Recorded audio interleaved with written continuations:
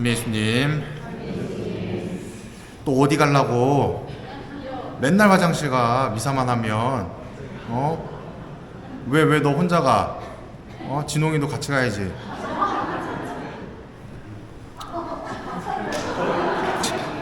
너 웃기려고 일부러 오케이, 좋았어. 웃겼으니까 오케이. 자, 그리고 또 전래분과에서 뭐 공지가 있었나요? 한동안 주님의 말씀입니다 이거 하라고. 왜 갑자기 주교님 오실 때만 하시면 되는데 연습인가요? 연습?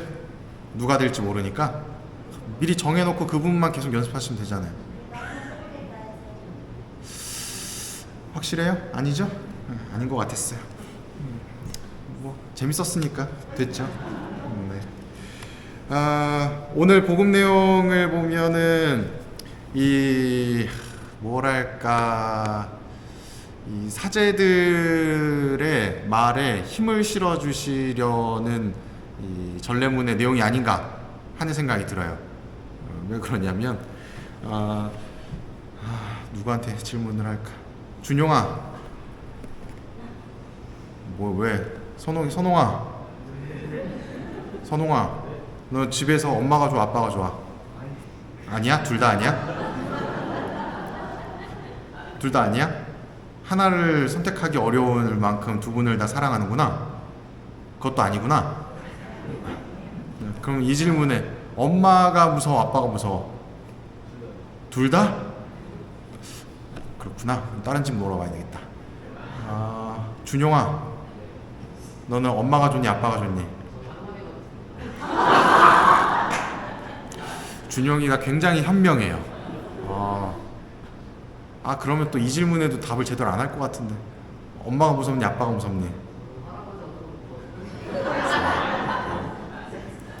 그러면 엄마가 너한테 방 청소하라고 할 때랑 할아버지가 방 청소하라고 할 때 누구의 말을 더 듣게 될까? 너 자꾸 이상한 식으로 갈래? 원하는 답을 얘기해야 될 거 아니야. 그래, 우리의 레원아, 너 엄마가 무서우니 아빠가 무섭니? 엄마가 무서워? 그러면은 아빠가 너 엄마한테 얘기한다 그러면은 굉장히 무섭겠네?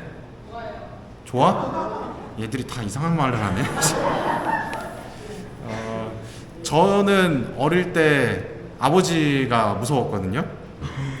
뭔가를 제가 잘못을 하면 어머니가 그렇게 혼을 냈어요.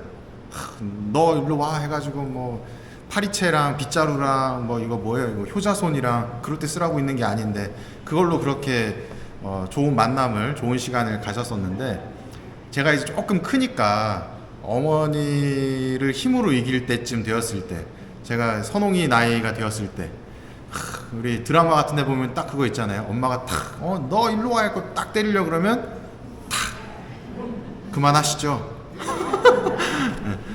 그랬었던 기억이 있는데, 그때에 제가 제 인생에서 가장 크게 아버지한테 혼났습니다. 퇴근하신 아버지가 그 이야기를 들으시고 정말 아무 말씀 없이 저 신발장에서 이 빗자루를 촥 꺼내시더니 뭐 별다른 말씀도 없이 바로 훈육을 시작을 하셨어요. 그리고 저는 저기 제가 고양이를 키우거든요. 고양이가 이렇게 무서우면 이 옷걸이 밑에 옷 사이 저 구석진데 막 도망가요. 저희 집에도 그 침대와 옷장 사이에 옷걸이가 있었는데 옷을 막 걸어놨거든요. 그 사이에 제가 들어가서 거기서 나오질 않았어요. 나오지 않는 저를 아버지께서 나오게끔 하시느라고 이리 오렴 하면서 막대를 이렇게 휘두르시면서 저를 이제 다독이셨는데, 그러다 보니까 저는 어머니가 무섭냐 아버지가 무섭냐 하면 당연히 아버지가 무섭다는 인식이 딱 자리가 잡혔어요. 그래서 어머니가 백날 막 집에 청소해라, 뭐 옷 걸어라, 뭐 이렇게 해라 저렇게 해라 얘기할 때 알았어요, 할게요 하다가 너 아버지가 하는 순간에 바로 일어나서 정리를 했었던 그 말인즉슨 누구에게 더 힘이 있었다는 얘기일까요? 저에게 있어서는 아버지가 저한테 있어서는 더 힘 있는 존재로 와닿았다는 것이죠. 그리고 그 힘 있는 존재를 등에 업은 어머니의 말도 자연스럽게 이제 힘이 생기는 거죠. 아, 내가 어머니가 무섭진 않지만 그 너머에 있는 아버지 때문에 어쩔 수 없이. 오늘 이 창세기의 말씀을 보면은 아브라함과 이삭에 관련된 내용이 쭉 나오잖아요. 아브라함이 하느님의 명에 따라서 맏아들인 이삭을 제물로 바치려고 하는 모습. 이 모습을 보면서 여러분들은 어떤 생각이 드시나요? 어떻게 자기 아들을 바치지? 이런 생각이 1차적으로 드시겠죠? 근데 조금만 고민을 한번 이 독서를 천천히 한번 읽어보시면서 상황을 그려보면 굉장히 납득할 수 없는 상황이라는 것을 이해하게 돼요. 왜냐하면 제가 정확히 기억은 나지 않지만 아브라함이 이삭을 언제 낳았을까요? 언제요? 저는 잘 몰라요. 나이가 굉장히 많았을 때일 겁니다. 거의 뭐 100세 전후인 걸로 정확하진 않아요. 제가 기억이 나지 않기 때문에. 그러면 아브라함이 이 이삭을 데리고 바치려고 했을 때 이삭은 어떤 마음이었을까요? 아버지가 분명히 하느님께 번제물을 바치러 간다고 하는데 번제물로 바칠 건 없고, 그리고 막상 도착했을 때 자기 자신을 제물로 바치려고 하는 그 모습 안에서 이 이삭은 젊은 나이에 당연히 아버지를 힘으로 이기고 그 자리를 벗어날 수 있지 않았을까요? 근데 성경에서는 어떻게 묘사되어 있죠? 이삭이 그렇게 했었다라고 표현되지 않았을 겁니다. 그 말인즉슨 어떤 의미냐면 이삭은 이미 자기가 번제물로 바쳐질 걸 알고 있었다는 것이에요. 그리고 아버지인 아브라함이 자기를 번제물로 바치려고 할 때 아버지가 그냥 바치려고 하신 것이 아니라 이건 분명 누구의 뜻이 있다, 하느님의 뜻이 있구나 라는 것을 알고 있었다는 거예요. 그리고 그걸 알았기 때문에 아버지가 나를 나이가 있는 노인이 그 젊은 혈기왕성한 사람을 번제물로 바치려고 막 묻고 뭐 이렇게 하고 하는 그 모든 것 안에 그냥 순종적으로 따랐던 겁니다. 그 모습 때문에 아브라함이 하느님의 뜻을 따르려고 했었던 모습과 더불어서 하느님의 뜻을 이삭도 함께 따르려고 했었기 때문에 이 아브라함과 이삭 또 그 이후의 후손들에게까지 하느님의 은총이 내려질 수 있었던 것이죠. 결국 이삭은 아브라함 너머에 있는 분의 뜻을 따랐다라고 볼 수가 있는 것이죠. 오늘 마테오복음을 보면 오늘의 묵상을 살펴보면 알 수 있는데 마르코복음과 루카복음에서 사용되는 우리가 알고 있는 중풍 걸린 그 사람을 그 친구인지 누군지가 평상에 들고 지붕 위로 올라가서 지붕을 뚫고 그 들것을 예수님에게 내리고, 그리고 너희들의 믿음을 보고 이 병자를 치유해 주겠다라고 말씀을 하셨는데, 오늘에 나오는 이 마테오 복음서에서는 같은 배경인데 다른 이야기를 하고 계십니다. 이건 이제 복음서 저자의 이제 의도가 담겨져 있는 건데, 무엇을 이야기하고자 하시냐면 죄 용서에 관한 권한에, 제가 지금 말을 잘했나요? 죄의 용서에 관한 권한에 관해서 이야기를 하려고 하는 거예요. 죄라고 함은 제가 강론 때 많이 말씀을 드렸는데 왜 생기는 것이냐, 어떤 이 병이라고 하는 것은 왜 생기는 것이냐, 그것은 하느님께 죄를 지었기 때문이다 라는 도식이 그 당시 사람들에게는 만연해 있었어요. 그래서 누군가가 정말 이 불치병이라고 하는 병에 걸렸을 때에는 저 사람이 얼마나 커다란 죄를 지었기 때문에 하느님께 저렇게 벌을 받을까? 그리고 만약에 태어나자마자 병이 있었던 사람들이라면 저 사람의 부모는 얼마나 큰 죄를 지었길래 자녀가 저렇게 병을 앓을까? 라고 생각을 했었던 겁니다. 곧 병은 하느님께 죄를 지었다, 이 인식이 있었던 것이죠. 그래서 예수님께서는 이 중풍병자에게 이야기를 하는 것이죠. 죄를 용서받았다라고 이야기하는 것과 너의 들 것을 들고 가라라고 이야기하는 것 중에 뭐가 더 쉬우냐라는 것이 사실은 이러한 배경에서 이야기를 하셨던 겁니다. 그러면서 오늘 이야기하는 가장 큰 핵심, 죄를 용서하는 권한이 누구에게 있다? 사람의 아들에게 있다. 곧 사람의 아들이신 예수님에게 있고, 그리고 예수님께서는 죄를 사해주는 권한을 누구에게 넘겨주셨죠? 베드로 사도에게 넘겨주게 되죠.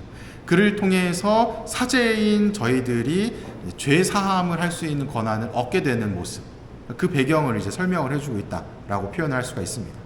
그를 통해서 제가 오늘 강론 시작에 말씀드렸던 오늘의 이 전례문은 저희들을 위한 것이 아닌가 하는 생각이 듭니다라고 말씀드렸던 이유가 바로 여기 있는 거예요. 사제가 무언가를 이야기하고 또 죄를 사해주는 권한을 가지고 죄 사함을 할 때에 그것이 제가 하는 것이 아니라 누가 하는 것이다. 하느님을 통해서 하는 것이다. 그리고 제가 무언가의 복음에 관해서 설명하는 것도 사실은 어떤 저의 개인적인 묵상이나 혹은 어떤 공부에 대한 그 결론을 여러분들에게 전달해 드리는 것이지만, 이를 통해서 그래도 조금 더 신앙 안에서 공부했었던 저를 통해 하느님을 느끼도록 한다는 것이죠. 결국 저는 아무것도 아닌 겁니다. 하지만 저를 통해서 하느님이 드러나게 된다는 거예요.